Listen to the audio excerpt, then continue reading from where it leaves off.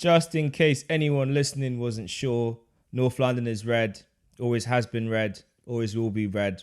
Occasionally, it might be a lighter shade of red, but it will remain red. We're back. What a good weekend. We're going to start off with the result that put a smile on Uncle Righty's face.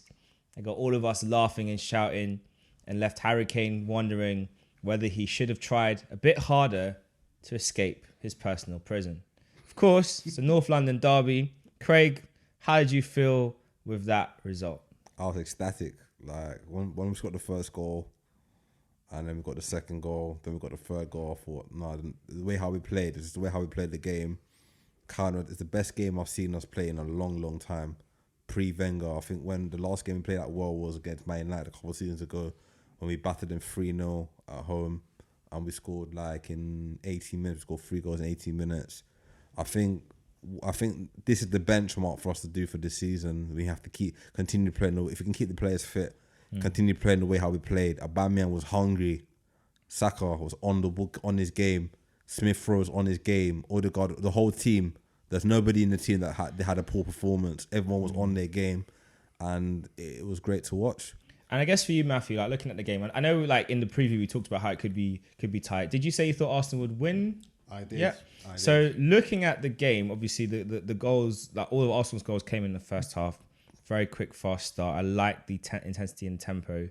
How was it watching it for you as a rival fan? You know, two London clubs that you have to face. You think you've played them both already this season? We have played them both already this season. How did you feel about the game? I didn't know Arsenal had a cricket team in the first half. At least that's for damn sure. I mean, this could have been a cricket score in the first half. I watched the highlights. And I was blown away with what I saw. I was thoroughly impressed, and I just said that before. You're not an 8th place team. You're a top 6 going for a top 4 team. And seeing now that he has all his players there that he wants, and I think that I had a discussion with my brother, the players that played the best were his players all turning up. We saw Aubameyang get back on the score sheet, Smith Rowe on the score sheet, Saka back on the score sheet. And we just said before, this could have been like a cricket score. It could have been more. I feel like after the first 2 games, I was like, it's Burnley and it's Norwich. So it's like a professional courtesy that you beat those kind of teams. No disrespect to any of those fans of those other teams, I'm sorry, but I know it's the Premier League, it's a harsh world. This was the game where it was all going to be kind of set the stage for, where it's a North London derby. Form can go out the window. You never know who's going to turn up.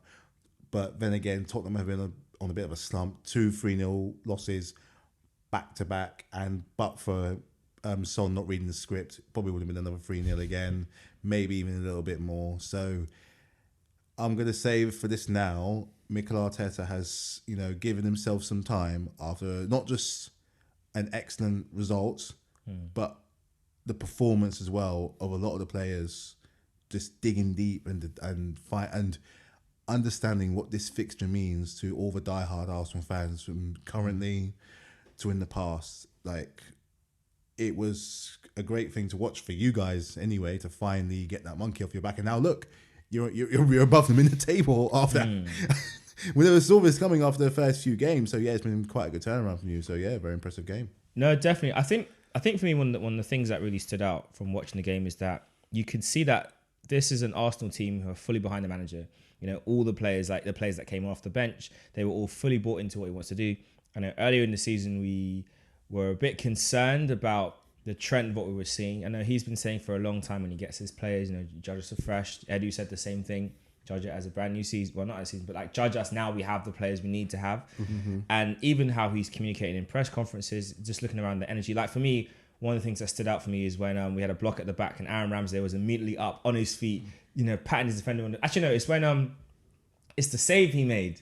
That wonder save when Lucas Moura had a shot, it got deflected, and it is just like it's about to loop over his head. He just gets his fingertips to it and pushes it onto the bar. Like he scored that, and then it gets cleared away for a corner. And I think it was Ben White was trying to get him to, because he was so pumped up, he was like running out to the middle of the goal saying, "Oi, close him down!" And Ben White's like, "Yo, chill, we got a corner, like calm down." He's proper like fired up. I just like the fact that you can see throughout the whole team, everyone's fully committed and fully bought in. For you, Craig, like, does this, like, it's early days. Let's not put it aside. But beating Spurs is always fun. Thrashing them when they were top of the table a few games ago is a delight. Love it. Do you see some positive signs for Arsenal now going forward where it may slowly change your opinion on whether Arteta should be given more time to sort of see this project out? Well, I feel that basically he asked for more time. He asked for the money for the new players. He got all the players that he needed. I can see he's building something here. I feel that let's see if we can go on a good run now. We've gone through our little storm that we had. We lost the first 3 games, and now we're picking up good form and good momentum now. I know we're having an international break coming up soon, and that's gonna kind of stop us from getting that rhythm. But hopefully sooner or later we continue the same way how we're playing now. If we can build on a good 20-30 game run where we win most of our games, our big games, because we haven't got no European football this season, so we've got more time to recover from matches. So I thought if we can do that, we can go on a good run. I think we can do well. Yeah, I'm really looking at it optimistically. I mean, the big game coming up at the weekend against Brighton, we'll kind of jump into previewing that now. I think this is going to be the game now where it really sets a marker as to what we're going to do, because they had a very, very eventful game against Palace. A game where, if we're being honest, Crystal Palace should be disappointed. That's only a draw. Very. Because they played. I think both teams had very good, strong spells. I think it was quite an even game. I think Palace had a lot more chances, attacking moments, but it felt quite even on the whole. But definitely a game that they shouldn't really walk. I mean, they both had the same number of shots, 8 shots each, 3 shots on target for Palace, 4 on target for Brighton. I think the shots on target issue is going to be a thing for Palace where they need to kind of up that. And you looked at the game and it felt quite balanced. And that's going to be a massive game at the weekend for us. Looking at how they performed against Palace, what would you say is the thing to look out for, Matthew? For Brighton, just for the football that they play, I think we look at teams that play really, really good football. We talk about your Cities, your Arsenals, your Liverpools. Brighton play good football. They got a really good style of football, very enjoyable to watch, with players you wouldn't normally be, pushing down doors necessarily by their shirt, maybe for the odd 1 or 2. I think that's gonna be your biggest issue, because you said yourself that say if it doesn't work with Arteta, you'd happily have Graham Potter, because his experience. He has been in Europe. I think it was Ostersund? Ostersund, yeah. Ostersund, he played in the Europa League. Yeah. So he's familiar with that kind of standard of football. Should you guys make it to the next level end of the season, I see how it goes. They've got some decent players in there. I know we've got Yves Bissouma is the most obvious candidate to go with.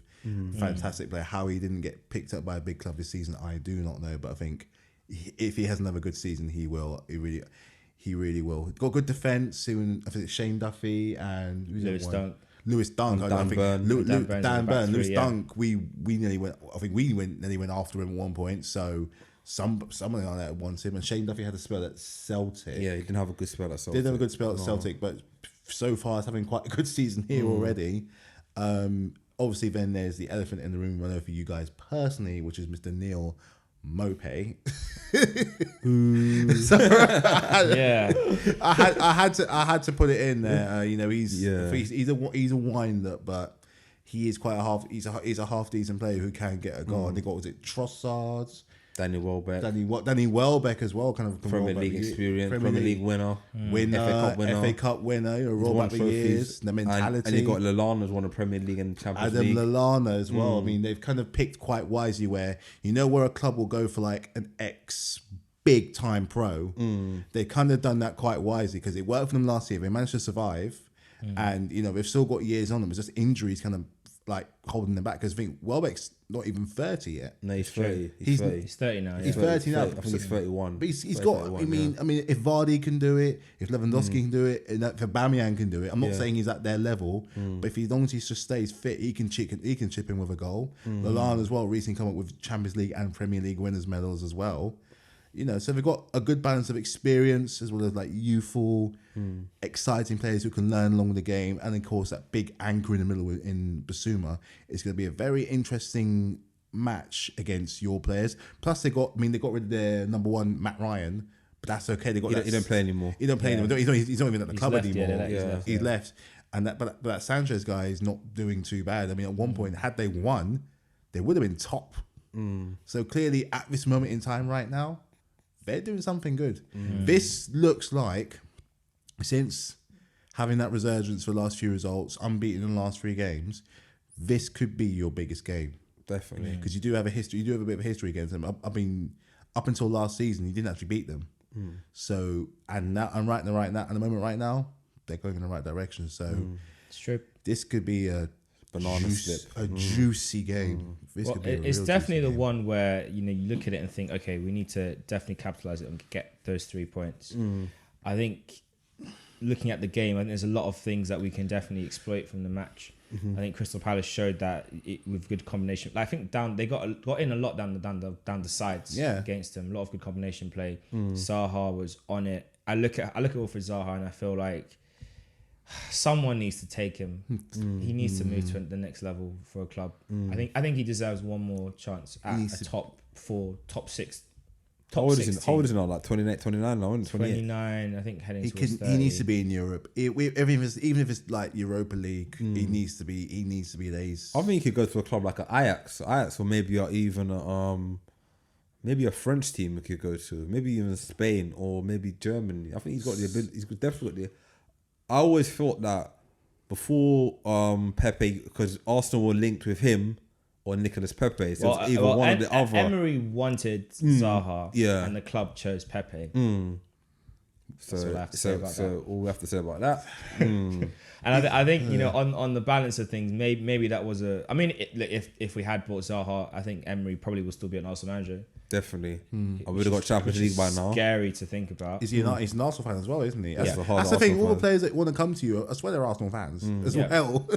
I mean, of all the signings he made, I think quite a few of them are. I know Ramsdale was an Arsenal fan growing up. I think Ben White's. I don't know if he is a fan, but I know he's keen on Arsenal. So I think does make a good difference.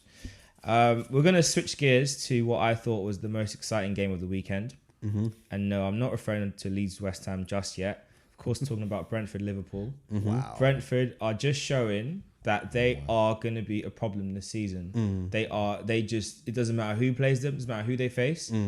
They just have everything to make things difficult. Yeah. I look at this game and I think Liverpool went ahead twice.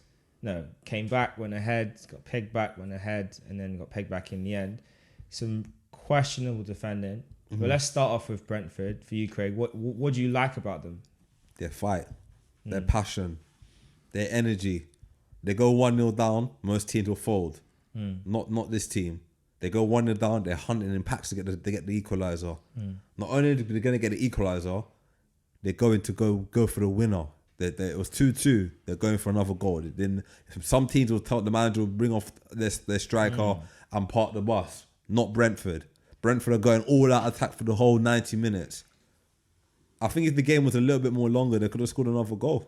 Honestly, they were going for it. After they went to make it 3-3, they were going for another goal. So it goes to show that I like the manager. Every season they seem to sell their best players and they seem to replace it with even better players. Yeah, Brentford have definitely got one of the best scouting systems in the country, recruitment systems in the country. Brilliant. Definitely, Absolutely fantastic. Because if they sold Neil Maupay played for them, Ollie Watkins played for them. Who else played for Someone them? else has played for them as well. It's the name is on the tip of the tongue as well. There's loads of players that have played for Brentford or gone on to bigger and better things, and Brentford always seem to just keep on buying players on the cheap and selling them on for big money. So it goes to show that they've got a good recruitment. It's very good. They've got a good scouting system. They've got a nice new stadium. I think this season they'll definitely stay up. I think they'll get maybe top half on the table. Maybe top half, maybe 10 or 11 they're getting the table. But I don't see them struggling this season. They got goals on their team. Tony hasn't started yet, but once he gets started, he will score goals. He got one the previous week. He's got one the previous week. I think the goals will flow with him sooner or later. Sooner or later, he will get loads of goals in the Premier League. I mean, he is definitely an archetypal Premier League striker. He's good in the air. He's quick. He's strong. He's got the right personality about him. And you're right. I think Brentford are definitely one of the more exciting teams this season. Obviously, for Liverpool, this is a bit of a disappointing result. I think some of the goals they conceded. It's early in the season, So we can put it down to it's early in the season, and they'll iron these little kinks out. Because there's quite a few times there was crosses crosses towards the back post where Trent was or should have been, and he wasn't there, or he wasn't strong enough in the tackle. And I know with the centre backs, they're both coming back from injury or getting accustomed to the way of playing again. So it's going to be interesting to see what they do, because we know offensively you just can't stop them. They're a force to be reckoned with. It's just defensively they look a little bit rusty. I'll say rusty, because I'll be generous. I think they're not bad. It's just they're making some mistakes that are problematic. Looking at it for you, and they're top of the table, so there's not really much to worry about for them. Looking at how they're playing, how do you see these little things, especially the things that Brentford were able to capitalize on? How do you see that playing out for them week in, week out? If Brentford can do it, a more experienced Premier League team will look at that and realise they can do it too. And it just shows that how it's a demonstration of how this title race, as I think we said from like the first recording, this is got the potential to go down to the absolute wire. Bar Manchester City, and I think we'll get to that in a minute. Bar Man City, all the other title contenders dropped points, whether it was a draw or a loss. So let's say, I don't know who Liverpool got next. Let's say it could be West Ham, a West Ham, possibly even Leicester. Now they're more experienced Premier League teams than Brentford. But Brentford are riding on an absolute high right now. They're not a team to be messed around with. I'm dreading having to play them. We've got them in 2 games. I'm dreading that more than the Man City game, and we lost that game, and we're playing at their ground. It's London, so I'll talk more about that. I'm breaking that. As Klopp would, I think with Liverpool, Klopp, he's always about going forward. And I think after the injury they had to Van Dijk, with an injury, when you come back, you almost kind of play it safe. And I think because Canute, he's come over from France, he needs that kind of time to, like when most players that come over, he needs that time to adjust to how that these smaller teams, I don't know what it's like over in back in your ground, but these smaller teams, especially if they can play ball, they might not always pull it off, but they will have a go and they will not stop. And also the crowd will carry them as well. And the crowd, especially, the Brentford ground is not a big ground, but it's a small ground. It's shrunk in. It's intimidating. You can hear everything. You can see everything. And, they're going to give it to you. That's the kind of thing that we miss about football, is old, intimidating grounds. I've been to their old ground before, Griffin Park, and I dread playing there if you were losing. I would dread wanting to be there. And they managed to carry that over to this new stadium where it's not like a tennis coach where they're having to sit down.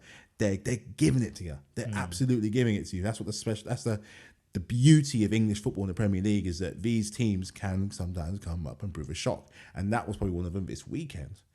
So these players, it's not so bad when they're playing at their own home ground, but especially, it always happens with these newer players, is that you've got to get that strength going. You can't look at the ref. The ref is going to be like, you see the ref doing this?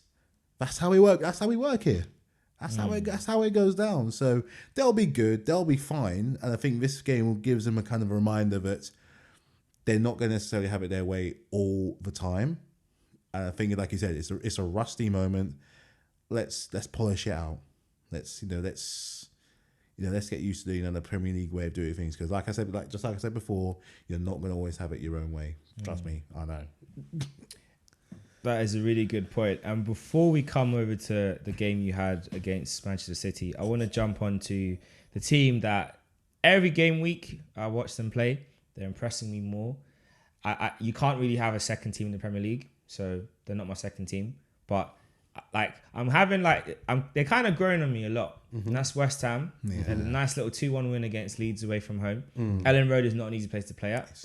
And of course, I feel like Leeds fans and West Ham fans are equally passionate, and they equally, they can turn it on if they need to. You know what I mean? So they both got that kind of similarity to them. And in a way, you could even argue it may even be like a bit of a rivalry in many respects. Very entertaining game, very much end-to-end. I think Leeds were unfortunate not to make it 2-1.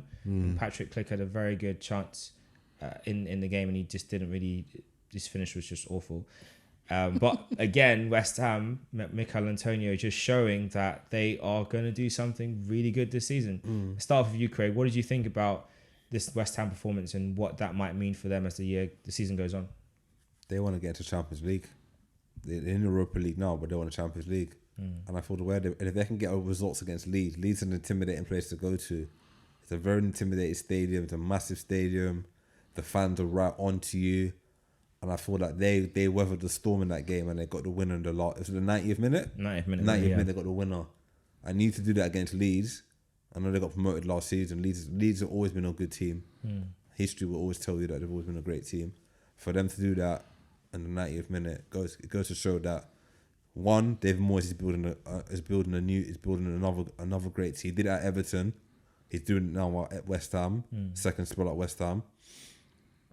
Two, he's getting the best out of Mikel Antonio.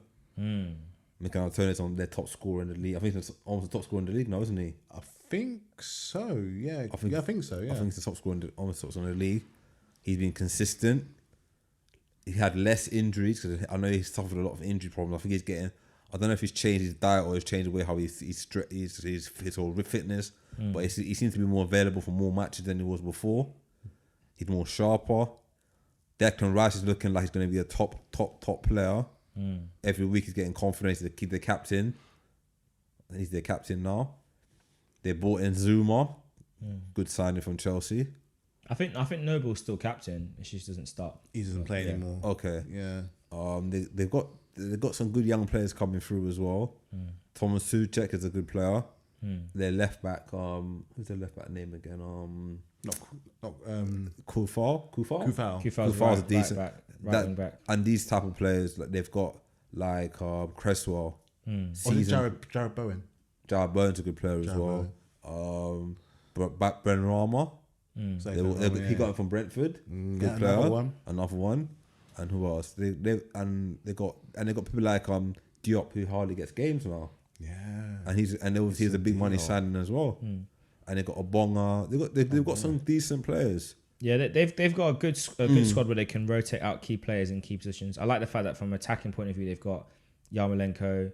They've got Lanzini as well, so they can always add a little bit of different dimension. I think the big thing is like their main goal threat is Antonio, and if he's not available, they might have an issue. And they signed Vlasic, and hopefully he can chip in and get the numbers up. But they've got a very, very good squad, and I think they're going to be definitely up there. As for Leeds, another disappointing game in terms of the result. I think they play really good football. They just need to get their finishing sorted out.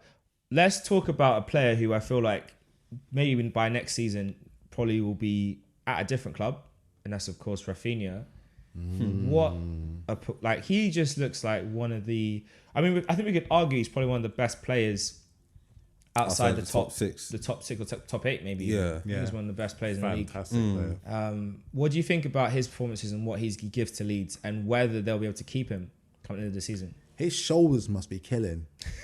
His shoulders must be absolutely killing right now. Don't disrespect the other players because they've got ballers in their team. But he seems to be the one who's kind of dragging, like pulling from the mire almost, like this from this club. I'm worried about them because I don't want them to go down. I think they're a fantastic addition to come back to the Premier League after so long. As Craig said, they've got a massive history. They were winners back in the day, the 70s, the 80s, 90s. Dirty Leeds, after all. If you know a Leeds fan, ask about Dirty Leeds. I asked my dad. And they're big time.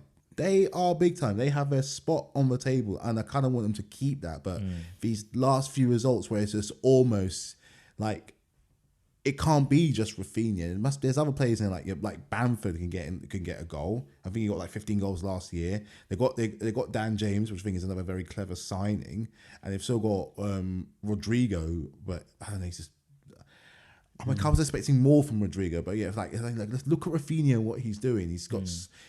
I think he loves playing there. He loves being there, and that under the coaching wisdom of Bielsa. Clearly, I mean, he can't speak a word of English, but wherever he does, it works. Calvin Phillips as well. Can't think about Calvin Phillips, but. In this game, he was excellent, absolutely excellent. One of the few players, if one of the only players, was kind of doing anything. So I'm worried about them, but it seems to be only kind of just him at the moment. Or maybe it's a case of, and this is what Dad was telling me because he's a lifelong Leeds fan. Is there a case of that second season syndrome kicking in where they have figured you out? I think so. Because they play what I like to call chaotic football, because they are chaotic. It goes one of two ways. They're either going to score 500,000 or concede 500,000. There's no kind of in between. They're proper hot and cold. My worry is have teams figure them out. And we've always seen Man United figure that out, and West Ham figured it out very late on in a fantastic game.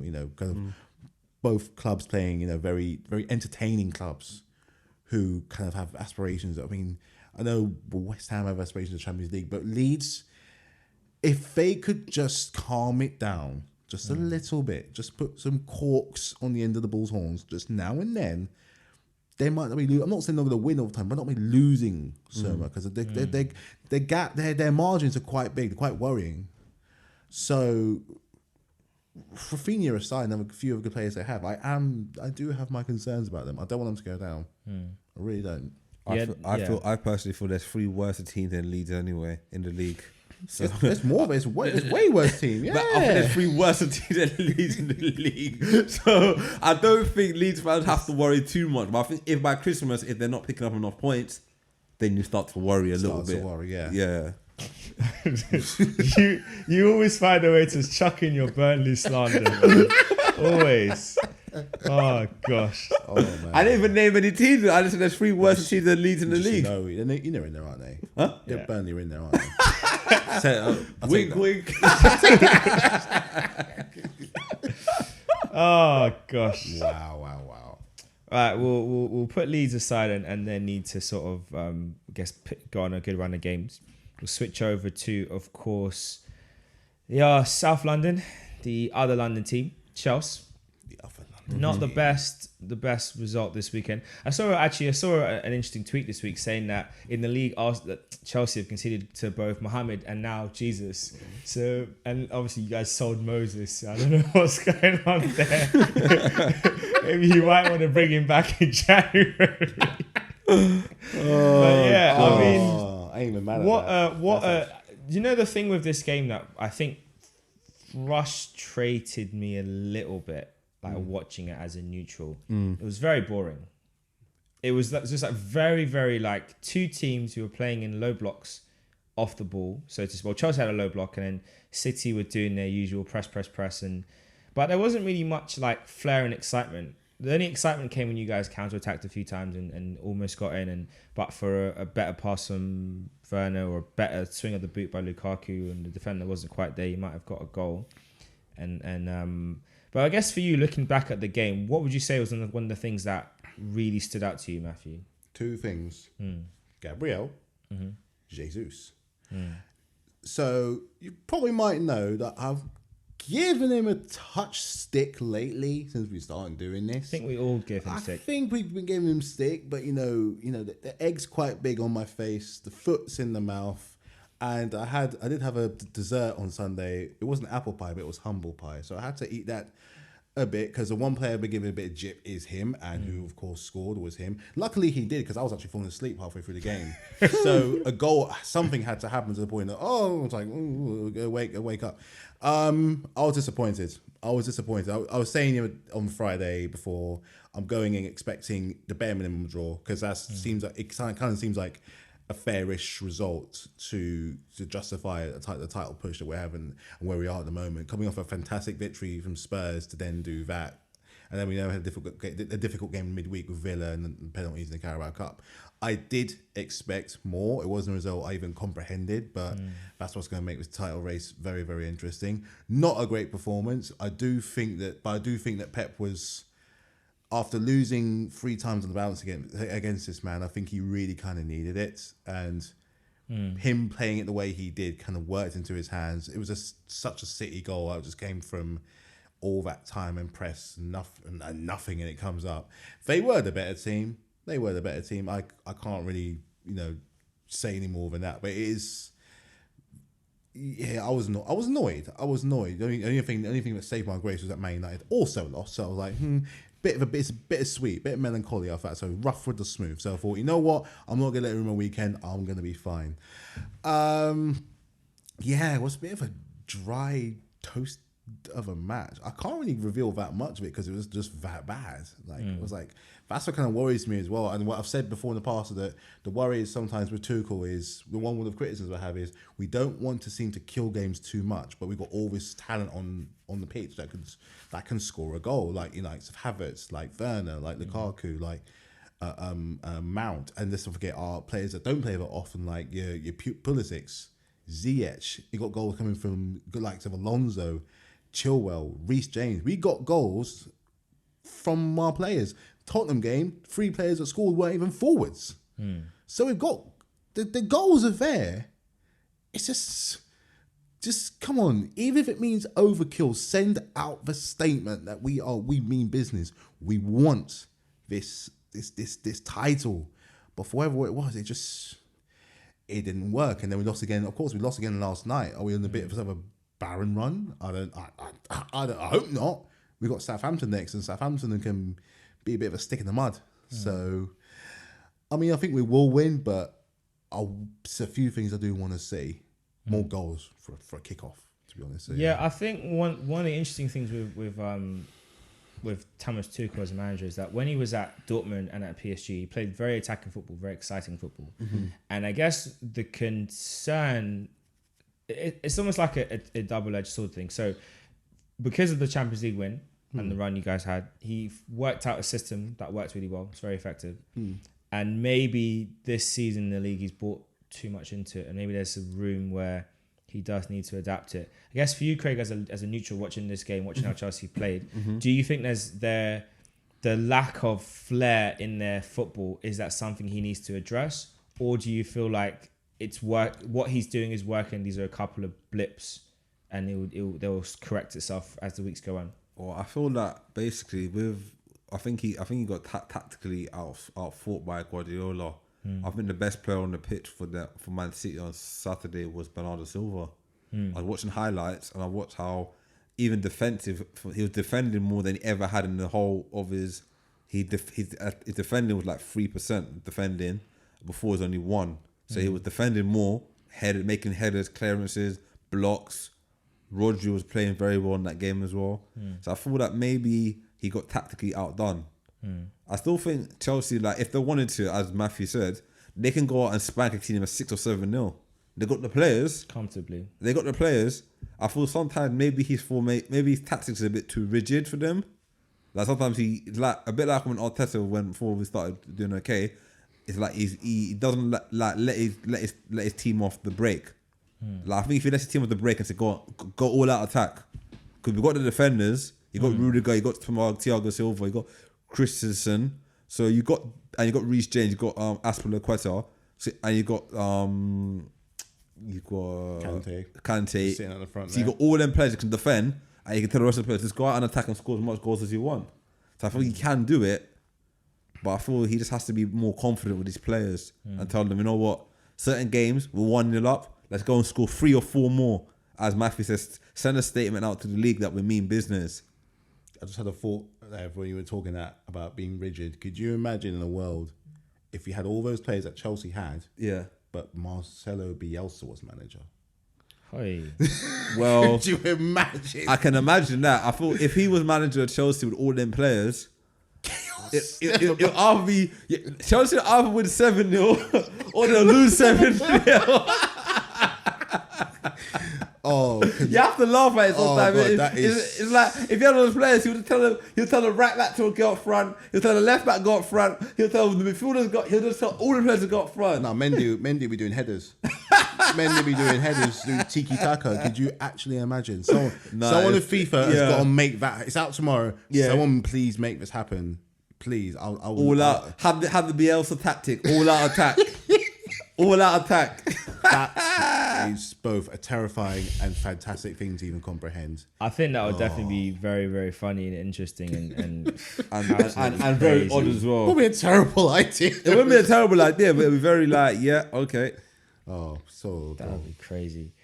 Yeah, I mean, I think it's a blip, and I think it's definitely something you'll correct. I don't think it's going to be a long-term problem. I think Man City doing what they do.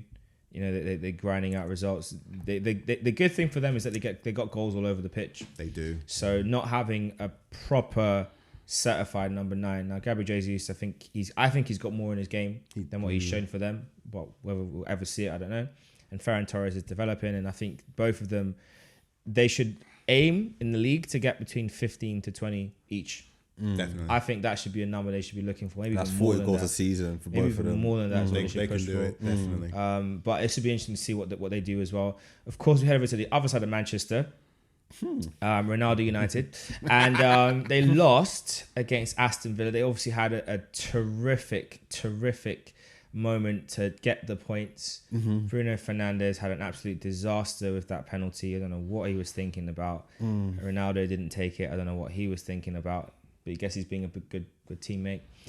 Let's look at, before we talk about their disaster class, Aston Villa. You know, this is some of the stuff they were doing last season. You know, I remember when they beat Liverpool in that famous game, and Grealish looked like one of the games that helped with his secure his move. But they can clearly mix it with the best. And what they showed again today, or in that match, is that they're definitely capable of pulling off these kind of results. So I'll start with you, Matthew, on this one. Like, what did you feel like watching that game? Obviously, off the back of your disappointing result, as you said before, this game helped to cheer you up. But how did you feel watching it? Because you guys started the weekend off with your game. Manchester City, Man United. You guys were both at the same time. You guys were both at the same time. Yeah, so both the early fixtures. So how did you feel looking at this Man United result? Thank you is what I was saying, because we all looked at this and thought, as good as Villa are, and there can be, the players they've acquired from the Grealish money and the aspirations they had even from last year to try and push on. Just looking at the romanticized side of things, seeing that Man United with Ronaldo riding that, that wave of nostalgia and the feel good feeling, just it could have been like, it's just like, oh, Villa, I know, just try and please, but when I looked at the actual results, when I heard it, I was like, I had to go through Sky Sports apps, Twitter, the lot to see if it was actually true, and then I saw the penalty, and all it did was bring me back to what we said last time with the hierarchy of things when it comes to those kinds of situations, because they were a goal down already, weren't we? When the penalty was, they were 1-0 down, losing, and then it was the 93rd minute the penalty was given. It was the 93rd minute, and that's when you need the athlete you need, the mentality you need, is someone who's just going to put their head down, ignore all the distractions, and just bury it right in the net. We talked about this because we know that Fernandes is the penalty taker, but we all know what Ronaldo can do from the spot as well. So, is it one of those times where you just for the greater good to just gain a point and get another spot on the table? Do you give it to someone else who may be more used to this kind of occasion, who's won literally anything and everything under the sun, or do you stick to your guns and keep your penalty taker? We that question kind of got answered on that first game, but enough about Man United. Credit to Aston Villa. I mean, this is they can do this. They can really mix it with the big teams when they really, really want to. I think they did really good last year. They did good against Chelsea. They did good against Liverpool. They did well against Arsenal. I think they beat you twice. We didn't beat them at all. Did they beat Man United as well? Or I want to say maybe did they beat them? But they can mix it. They can do it. If they can do it against one, they can do it against another. And it's finally, after one or two hit-miss performances, this is the kind of thing that they should be looking to do, because they're capable. Another big club who were away for a while, who went down in shame and come up with some kind of pride. They're a big club, and their aspirations should be matching that. And yeah, I was very happy with Aston Villa. For resolute, stubborn, determined performance, and to deny him from a penalty with Ronaldo on the pitch, you've done something right. So thank you for that time, Aston Villa. We'll see you at the bridge. We'll probably beat you anyway. Yeah, no, it was one of those games where you look back and you feel like, as I've said before, I think Man United have a lot of firepower, and they may not have the right captain to direct that ship to where they want it to go. For you, is this another game to add on to Ole Gunnar Solskjaer's list of, is he really the right man to keep them going forward? Ole Gunnar Solskjaer is like a cat with 9 lives. Every time you feel like he's on the verge of getting sacked, he loses a game. The next game, a big game, like for example yesterday, he wins the game. 90th minute. Who saves him? Cristiano. So it's like, what we're gonna do with this manager? Every time it looks like he's on the verge of the board had enough of him. The fans, I think it's split. A lot of Man United fans are split with whether to sack him or to keep him. Some fans want him gone. Some fans don't mind him being still a manager. So, as a neutral, we are happy with him staying exactly Absolutely. where he is. Yeah. Don't go anywhere. Ollie's at the wheel. Ollie, stay at the wheel. You're doing very well. You're doing very well. Stay at the wheel. Don't leave. Don't go anywhere. I think in hindsight, I think that, as Matthew said, that I personally feel that in a pressure situation like that, 93rd minute of the game, I know you're the captain for the day. I know you've taken penalties in the past, but you got Ronaldo, Champions League winner. How many times? 5-time Champions League winner. He's won it with United as well. He's won it with United. He's won so many Premier League titles. Euro winner. He's won everything in football. So Barring the World Cup. Except the World Cup. But I personally thought that he should have taken the penalty. Do you know what's really interesting as well? Like, there's a clip going around of Martinez before the penalty was taken. I saw that, and he was saying, Ronaldo, you take it. No, you take it. And I'm just like, but you could see he got in his head. He psychologically got into that. But the thing, what is interesting about that is what people may not realize is that Martinez went through penalties in South America. The crowds in South America are brutal, hostile. The things they say to you about your mother, about your sister, they don't care. There's no limits to what they can say. So what he did there was just classic games. But he was just taking experience he went through in the summer. The things he did to win shootouts for Argentina, and what he faced as well. I'm waiting to Colombia. Put into good practice. Mina. He psyched up Mina, and Mina missed the penalty, and then the celebration after. Yeah, but that's the thing. So I feel like in that situation, then what should have happened is Ronaldo should have said, you know what, mate, I know you're the penalty taker. That's cool. I want to take this one. But he did the right thing from a team perspective of not doing that. Yeah. But let's be honest, he should have just taken that ball. Just stuck it away, and they talk about it next week. Was Bruno captain that day? Bruno was captain because Maguire was injured. So Bruno, as that's the thing when you are the captain to make that difficult choice of like you could go one or two ways. Maguire came off injured. He started the game. Did he start the game? Yeah, Maguire was only came off. Oh, Fernando got made captain. That's a difficult choice, but that's what difficult choices you got to make. It being like, I could take all the glory, or I can give it to someone who can do a better job than me. That's where real leadership qualities go, because if you know that you're a penalty taker, but you know someone else maybe could be better than you to take a penalty in a high pressure situation. If I was in that situation, I would give it to if I was playing in that situation, I know I'm the penalty taker, I'm the captain, and I know it's a big pressure penalty. I know maybe I could score, or maybe I could not score. I said not Ronaldo, and I had someone like Ronaldo in my team. I said, Ronaldo, here's the ball.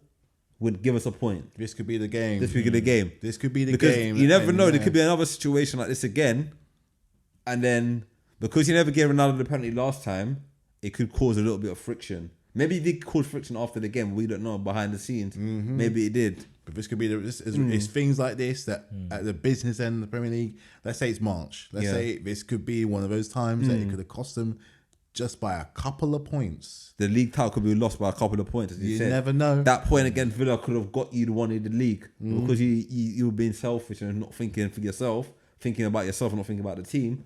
It kind of cost you the league, so it goes to show. It's going to be interesting. It's going to be very interesting. I guess one question to add on top of that, I'll jump to you with this one, Matthew, is like, do you feel like Man United are now too reliant on Ronaldo?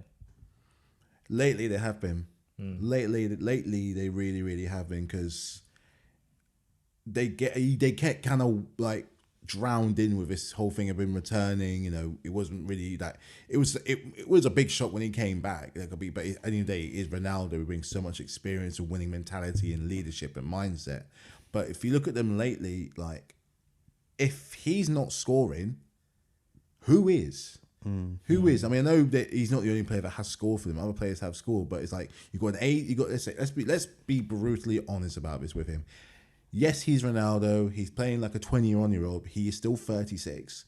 So time with him at his best is going to be limited. He's coming back to a Premier League, which is not the Premier League he left back all those years ago. It's gotten stronger. It's gotten smarter. Ideas travel. So you'll go to a club like even like a Brentford or something, or Wolves or a Leicester. Even if you're going to win, you're going to spend all your energy trying to get past past that defense and that midfield. They know it's changed so much since then. He will be effective. He's going to be absolutely fine. But for how long? How long? And one bad injury, you never know. It can go really, really wrong. And even then, if he gets injured, yes, you got Cavani, and he's what, 30, what now? 35.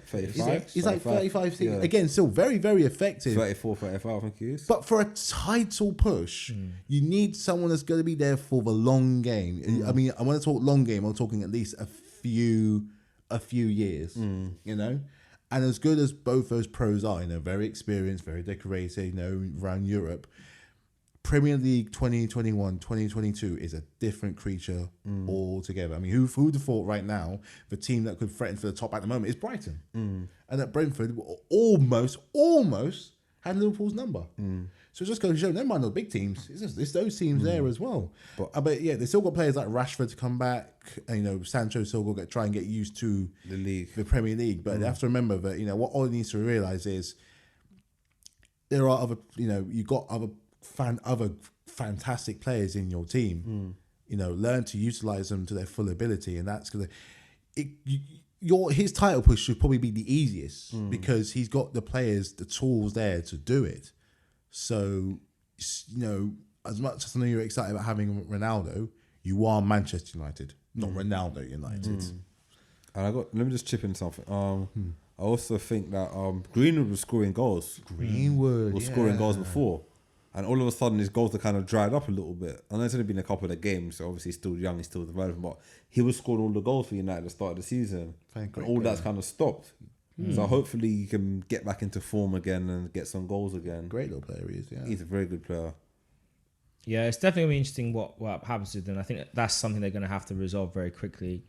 And think looking ahead to the weekend, we've got a couple of standout games coming up. We've got obviously Liverpool City on Sunday. What are we thinking? City win or Liverpool win? It's at Anfield. I think draw. United at Anfield, I'm going to go with Liverpool, but I'm going to go for a 2-1. 2-1 Liverpool win. I think it's going to be close, but I think Salah and Mane are going to are going to cook Pep. And they're riding on absolute madness right now. They're scoring for fun.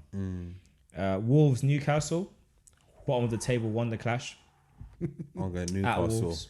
Newcastle. I'm going to go Wolves. Wolves win. And the last game I'm going to pick out of all these fixtures, Man United Everton at home.